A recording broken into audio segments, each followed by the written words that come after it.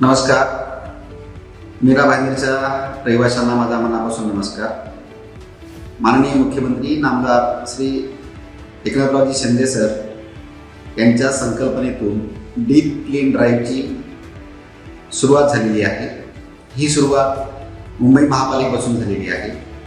या deep clean ड्राईव्हचा मुख्य उद्देश धुळीचे नियंत्रण करून प्रदूषणाची पातळी कमी करणे हा आहे आणि या उद्देशाने शहरातील स्वच्छता, शहरातील नागरिकांच्या आरोग्यवर्धक उपाययोजना हाती घेणं अशा प्रकारच्या उपाययोजना आपण घेणार आहोत. आणि या उपक्रमाला भेट देण्यासाठी माननीय मुख्यमंत्री उद्या दिनांक 30 डिसेंबर 2024 रोजी सकाळी 9 वाजता नवघर येथील हनुमान टेम्पलजवळ येणार आहे.